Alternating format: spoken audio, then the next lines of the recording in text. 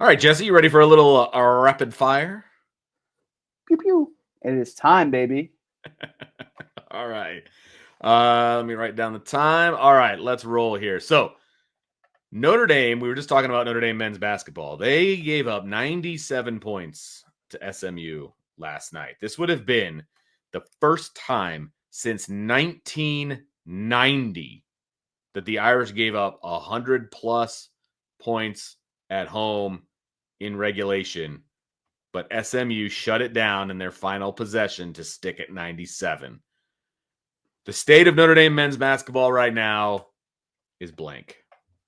The state of Notre Dame men's basketball right now is complete disorder. If we're being honest with you, I think it goes back to kind of what I was just talking about, and they just lack a real identity on both sides of the ball. Micah Shrewsbury wants to play tough, hard defense, but it doesn't seem like everyone else wants to buy in and play tough, hard defense. And then you go offensively, outside of Marcus Burton and a streaky Shrewsbury here and there. What do they have consistently on the offensive side of the ball? So there's just a lot of disorder in terms of a functioning roster that complements the style of basketball that Micah Shrewsbury wants to play. And I think that's what I'm going to lean on the most right now is, Micah Shrewsbury has a really great recruiting class coming in.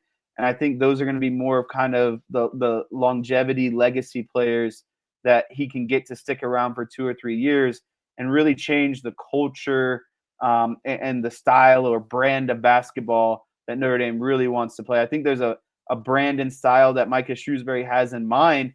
I just don't think he has the pieces to fully execute it right now. And that's what you're seeing is, and I think that's why he said, no, you can't, this isn't about the players. Don't put it on the players, put it on me, because it is Micah Shrewsbury. It is his team, his offensive and defensive philosophies. I just don't think he really has the players to fill the shoes quite yet. Yeah, I think my fill in the blank is going to be disarray. I just think that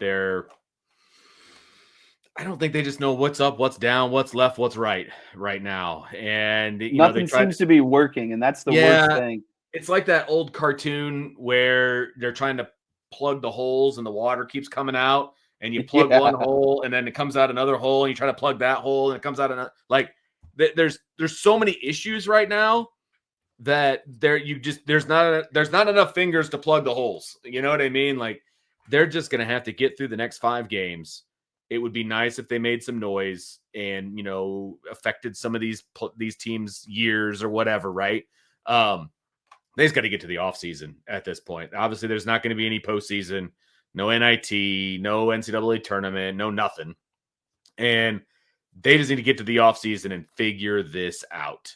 Because with the way things are going, I would imagine the transfer portal is going to be active, probably both ways. You've got a 4-man freshman class coming in, so you got a lot of things to look forward to. But you got to get through these next 5 games, man. And I'm like a glutton for punishment. I've been watching the games, and it's rough, man. It's there was a lot of fans dressed as seats at the end of the game last night. It was ugly. It was real ugly, and it's hard to root for a team that looks like they don't give a crap. I'll be perfectly honest with you, and that's who this team feels like right now, and that's a shame. Because after watching last year, I felt like things were changing. Like things were different. It was easy to root for this team because they played like animals on the defensive side of the ball. They couldn't score. You know what I mean? Like last year, they couldn't score, but at least they played hard-nosed defense. And you can root for a team like that. And that's tough. That's tough. All right, I got a throw in for you. Okay, the one that's not on the list. I'm going off script. Okay. Former Notre Dame offensive lineman Zack Martin has just announced within the last 40 minutes that he is retiring from the NFL. He is no longer going to be a Cowboy. He is retiring from your beloved Cowboys, Jesse. So Zack Martin means blank to you. Yeah, Zack Martin means to me one of the toughest and most consistent offensive linemen that I've ever seen wear a Cowboys uniform. I think it's a real shame that they wasted his career and couldn't give him more postseason success, more of a actual Super Bowl run. Um, it makes sense considering, he's already had a really long span as an NFL starter. Injuries are starting to pop up, and it Sure. just really doesn't make sense to continue to put your body in harm's way when what real signs are out there that the Cowboys are going to be a Super Bowl contender or Super Bowl threat anytime soon. It's not like they're the, Philadelphia Eagles or Kansas Right. City Chiefs, or Right. I think it'd Where be you a can stick different it out one more conversation. year. Yeah. Yeah. Right. So, it just really stinks because he's going to be a Pro Football Hall of Famer. He was the definition of a pro's pro. Never heard him complain. Always was out there giving his best, and not only giving his best, but performing at the highest level, playing in one of the most toughest, or one of the toughest leagues in all of sports. So, it sucks because they had a good offensive line group and good running game when Ezekiel Elliott was in his prime. And then the passing game kind of caught up, and then the running game went downhill. So the Cowboys could never put all the pieces together offensively while Zack Martin was there. And it sucks because, again, I don't feel like a career is ever wasted because you got the opportunity to play a really long time in the NFL. You probably made a lot of money, had a lot of impact in the community. You're going to be a Hall of Famer. You're highly successful, but I guarantee if you ask Zack Martin, he would throw all of that out if he could win a Super Bowl. And the Cowboys never gave him a real shot. So Yeah. that's the sad part. All right. Fair enough. I just want to give you a chance to talk about your guy, since he literally announced his retirement while we're on the show. So that's tough. Although I get it. It's still wild to me that he's retiring. He's 34 years old. Like, he's got his whole life ahead of him. Whole life. But anyway, speaking of Notre Dame football, Jaden Mickey, I should say former Notre Dame football player, Jaden Mickey has flipped his commitment from the Cal Bears to Boise State. So, scale of 1 to 10, does this change your opinion of the regular season matchup in October between the Irish and the Broncos? I mean, it does a little bit because Boise State, based off what I was reading, has done a really good job kind of in the portal this offseason of continuing to stack high-level players. Obviously, they were just in the playoffs, so there's buzz around the team. And it's always funny to see these Notre Dame guys transfer because it's like, Chris Tyree to Virginia, now, Mickey to Boise State. It always feels like one of these guys that transfers always ends up back on the Notre Dame schedule in some Right. way, And so I think that makes it more naturally enticing. And so, I do think that the needle has moved on this game because of one, it's always, in my opinion, fun to see guys that used to play for Notre Dame and in a new uniform and see how they do. You always want wish them the best and that sort of thing. But the number one thing for me is I think Boise State has some momentum. So I think a lot of people are kind of writing them off and saying, okay, well, they're going to lose Genty and they've got some big holes to fill. I still think that Boise State is not going to be some sort of walk in the park cake type of game. And if Notre Dame comes out sleeping, they could very easily lose that game. And so there's a lot of talent being accumulated at Boise, and I think that is proven even more by this Jaden Mickey signing. I think the other thing that was kind of crazy is, I thought Mickey wanted to be back close home to family, California, all of that stuff. Yeah. So I was kind of more surprised to see him, bounce from Cal to Boise all of a sudden, because I know a lot of his rationale and decision making for leaving Notre Dame was, genuinely wanting to be closer to his family after everything that happened with his, mother in the past couple of years. So seeing him go to Boise, I was more scratching my head going, man, I thought he wanted to kind of be back home, not at Boise. I mean, he's closer to home, but it's still not exactly down the street. So, yeah, it doesn't really change my thoughts on the game at all. It's still like a 1, a 2. I mean, it's, Boise is Boise, and they have a reputation all their own, and that part of it makes the game intriguing. It's not more intriguing because Jaden Mickey is going to be wearing the blue and orange and white and whatever other color they're going to wear that day. it's interesting that he changed his commitment. I would love to know a little bit more about that and why, but it doesn't change the game for me in any way. I still think that if you're just looking at matchups and things like that, Notre Dame matches up just fine against Jaden Mickey. So I'm not overly worried about him playing for the Broncos in this game. Texas, USC, and Nebraska have officially canceled their spring games. That is blank.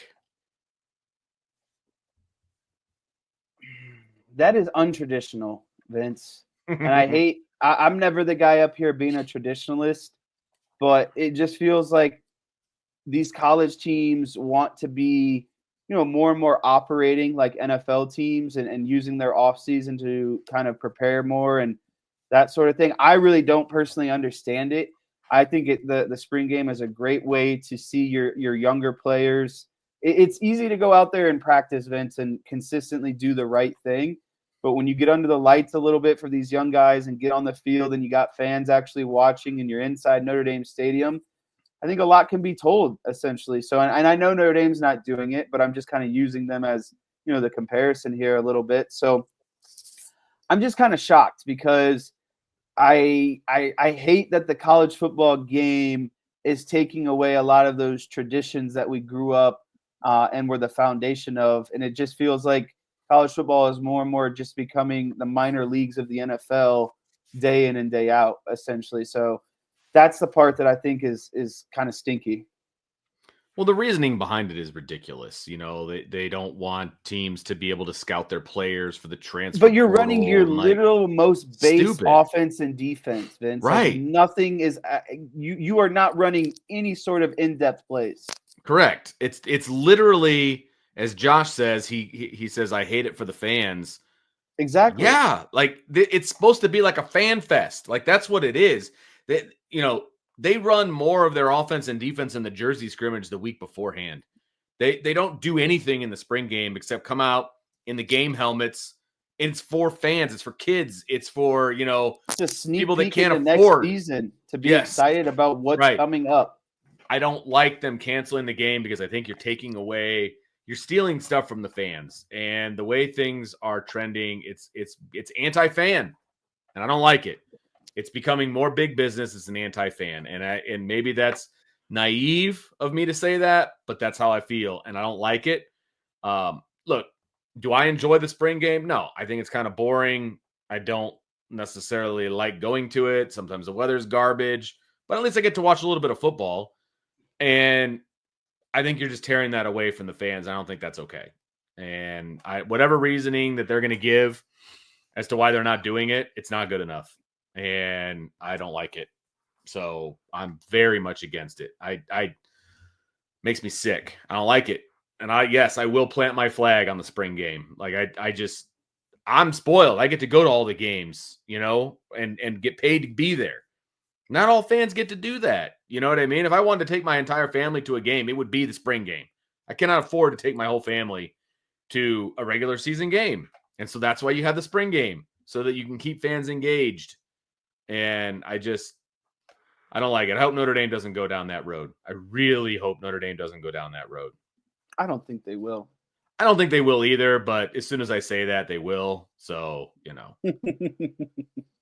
All right, Jesse. So the Cubs opened up spring training today, at least the game portion of spring training, with the game against the defending World Series champion Dodgers. So scale of 1 to 10, your excitement level for baseball right now. My excitement for baseball right now is like probably a 4 or 5 out of 10. But it's ramping up, and it's ramping up very quickly. I already have my opening day tickets for Cubs versus Padres in Chicago. So that's already checked off. Like, spring training is nice because you get to see a lot of positional battles and maybe see what top prospects will end up on the actual, MLB roster. Sure. But until the games actually start, that's kind of, when I'm 100% all in, when it's, keeps snowing and the car got stuck in the snow today and I'm slipping around, walking everywhere. It's really hard to be excited about baseball. Well, they're in Arizona and Florida and nice warm places, and you don't have to worry about these sort of things. So Spring training is a lot of fun though when you can actually be there in person. But when you're stuck Have in you a ever cold done that? state, yeah, I You have. have. Okay. Yeah. So when I played baseball in college, we always did our first kind of trip over spring break, which is beginning of March basically, Yep. and we'd always go down to Florida, and in our off days we'd go hang out and watch a lot of spring games and stuff like Oh, that. that's So awesome. it's a lot of fun, but it's more or less you got to be there type situation. But when this season starts and I'm there on opening day, I'll be a full 10 out of 10. I'm slowly getting there. I'm on a nice track upwards basically. I like that. I'm it's I mean, I feel like we just finished. I mean, it was literally a month ago today that we had the national championship game, I believe. And so I'm still kind of got a little bit of a football hangover right now. I love baseball. Like, this is the time of year that I get excited about baseball. And when I look outside and see the snow and I'm, bundled up doing door duty in the morning and all of these different things, like, that's what gets me excited about baseball. Like, I'm ready for all of this to be away. I'm ready for baseball. I'm ready for this to happen. I'm like a 6 or a 7, I think, right now. I want to, spring training games, you're right. You got to be there to really enjoy it because you're rarely going to see like an actual lineup that you're going to see in a game, in Right. an It's a actual lot game, of prospects, and then you Yeah, mix in like 1 or 2 starters per game, right. basically. And I don't like doing that because then I'm watching a bunch of players that I don't know. And I don't want to get invested in guys that are going to get traded away, that are in the minors and all these other things. So I don't watch a whole lot of spring training games, but I love the fact that spring training is occurring. You know what I mean? Just hearing Yeah. some news out of Arizona and Kind of things like knowing it's that. going on in the background a little bit. Yes, like they're getting ready to entertain me. All right, so I'm getting excited about it. So I'm like a 6 or a 7 right now, but you're right. Once opening day hits, it'll be up there. Are they doing like this series in Japan, then coming back for more spring training games, and then Yes. doing the regular season? Yes. Okay, interesting. And it's how they did it last year. Yeah. Another part that makes me really excited about spring training is when you have a whole, no matter who you are, Cubs, Phillies, Rockies, when you have a whole positional hole that you didn't fill in the offseason, and you're going to rely on some prospects basically. And so for the Cubs, that's third base, and they're giving their young top prospect, Shaw, the opportunity to get a crack at it. And they signed Turner, used to play for the Dodgers, and real long. But he's red primarily hair. going to be a bench guy. I mean, Yeah, that's what he's brought probably in to do. DH, backup third baseman, probably like the emergency plan if all else fails. But that's the cool part about spring training is you get to see someone like that, get their opportunity and work up to being, the starter and kind of really battle it out, right? Because there's no definite starter at third base right now. Right. Yep. Nope. You're absolutely right. So that's going to be fun to see. Yeah, I do like it when they can kind of rely on a young guy and you hope that he pops and, all of those things. I still wouldn't have been upset if they brought in a different guy, but that's okay. We'll see what Shaw can do over there at the hot corner. So, Jesse, we finally made it. It's the championship of the Four Nations Faceoff.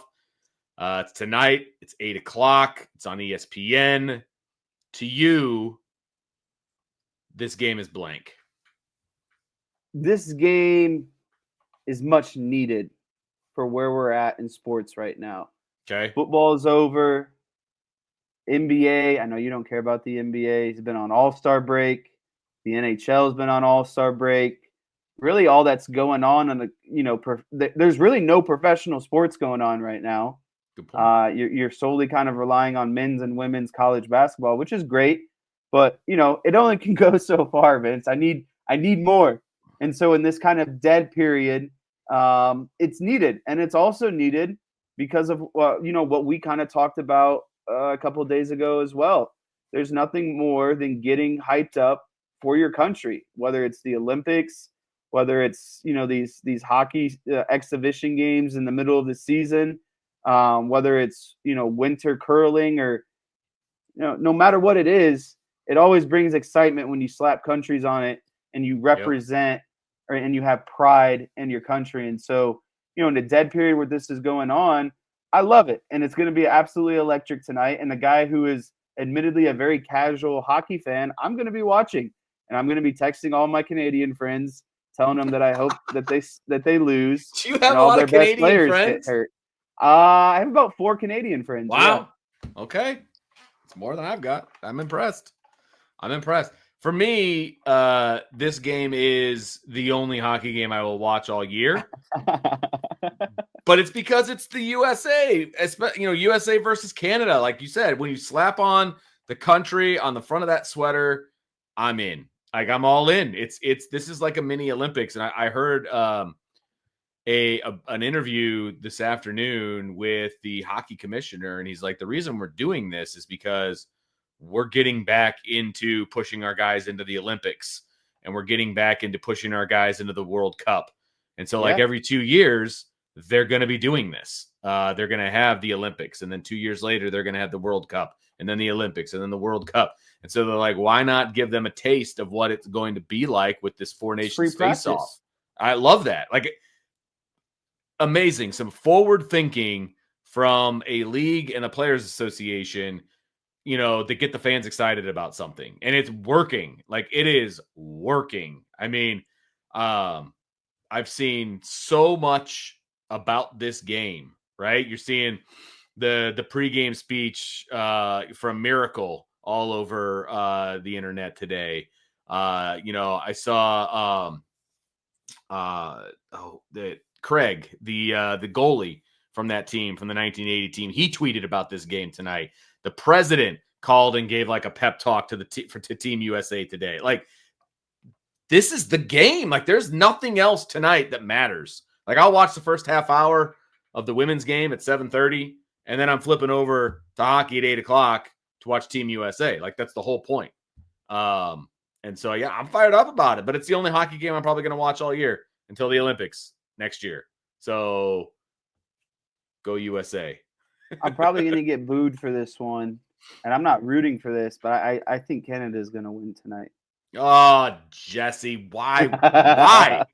Why do you have to say that? Again, I'm all for the United States. I will be cheering them on. I think Canada is going to win. You think they're just embarrassed what happened to them last week? Yeah, I think the U.S. kind of popped off to a degree in the game that wasn't the final championship. And I get it. You were played in Montreal. A message, right? And it was in Canada. I think they were very clearly trying to send a message. But also, U.S. has kind of taken some injuries the last couple of days as well. One of the Kachuk brothers is not 100%. They had to call up an extra defenseman who hasn't, been playing with them the last few weeks, just to have an extra body. So, they're kind of not going through it, but I guess I wouldn't be surprised if Canada is a little bit fresher and has a little bit more of that distaste in their mouth after what happened a couple of days ago. You're damn. That's all I'm saying. That's all you are. Sorry for being analytical. What am I gonna do with you? It's Team USA all the way. That's all that matters. All right. We don't listen to logic when it comes to this kind of thing. All right. It's USA all the way. Okay. And nothing else. Show a little pride in your country. All right. Final question of the night. Since the Notre Dame women are set to tip off against Miami tonight, how about a Miami question? So the fact that the Miami quarterback Carson Beck and Miami women's basketball player Hanna Cavinder had 3 luxury cars stolen from them last night is blank. And by the way, it was a Lamborghini, a Mercedes-Benz, and a Land Rover. And the Lamborghini and the Mercedes-Benz are still missing. So there's 2 sides to this, Vince, and I'm trying to be as empathetic as possible. It sucks. As someone who's had their car stolen, that's true. No matter, and I've had it happen 2 times actually. I'm not afraid to admit that. Wow. It sucks, and there's no worse feeling than waking up in the morning and seeing your car literally isn't there. Like it's kind of the most. How do I put it? It's like one of the more surreal moments that you go through because you're like, what? My car is literally not here right now. What is happening? And so it sucks. It's very stressful. But on the flip side of that, I don't think it will be as stressful for Carson Beck and Hanna Cavinder as it would be for the working class person who relies on their car to get to their Fair. job, that needs their job to take their kids to the doctor, to practice, to school, whatever it might be. Us everyday common folk, it's more important because we rely on our car and we don't have the resources to quickly replace the car, be a high priority when finding the car. You can go down the list, right? And so when you hear it happens to them, it sucks.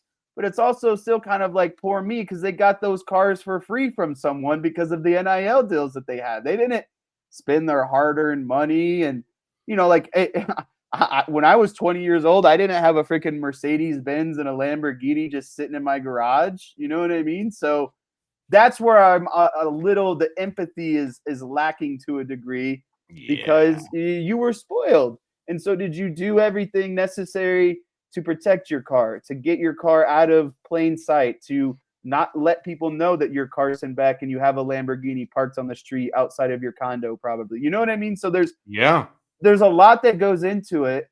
And again, I feel bad. It sucks. There's no rhyme or way to get out of that. But on the flip side of it, I don't think that those two are going to be hurting. And I think they have the resources to replace them with no skin off their back, essentially. I feel like this is a ringing endorsement for garages, number one. And if you're gonna have $100,000 toy, why would you not lock it up? You know what I mean? Like I tell kids that all the time. When they put their stuff in the locker room, lock your stuff up if you don't want it to get stolen. Take care of these things. It's one of the reasons that I make my kids buy their own cell phones. It's because they take care of them more when they've got skin in the game. And like you said, they don't have skin in the game. You know what I mean? Like they can easily replace it, or they were given it for free, or whatever the case may be. I don't know. I don't feel bad. I really don't. I don't feel bad at all. It's like I don't feel bad for the kids when they get their stuff taken from them when they don't lock it up. You had the opportunity and you didn't take it. And I just think it's pretty funny. Like you bought yourself a Mercedes-Benz. Kind of being spoiled at the end of the day, Right. And a Lamborghini. And I remember seeing articles about the fact that he's driving around in a Lamborghini. So it's not like this is a big secret. You know what I mean? He's kind of almost showing that I'm Carson Beck. Here's my Lamborghini. Here's where I live. Here's my girlfriend that plays on the women's basketball team at Miami. Come find us. Come take our cars. And there was social media when she got that Land Rover too, because remember people were saying that he bought it for her and they're like, oh no, we got it for ourselves. Remember that? So everybody knows what you drive. Like, I don't know. This is what happens when you put yourself out there so much. Correct. That's absolutely correct. People find out stuff about you that they should. Yes. That's exactly right. I'm not condoning stealing a car. Like I'm not. That's not what I'm saying at all. But it kind of serves you right at the same time. So whatever. I just thought that would be a fun one to finish up with. All right, so that's going to do it for this edition of IB Nation Sports Talk, everybody. Make sure you hit that like button, that subscribe button, that notification bell. Share with your family and friends. Give us a 5-star review on whatever platform that you are listening, whether that's Spotify, whether that's Apple Podcasts, whatever the case may be. Jump on there. Help us out. We really appreciate it. And we will be back tomorrow at 5 o'clock with our normal edition of Friday Fire. So a little rapid fire on Friday. Are you going to be here tomorrow? 3-man crew. I'm here. Nice. So it'll be a 3-man booth tomorrow. So looking forward to that. So everybody, we will talk to you next time on the Irish Breakdown Podcast.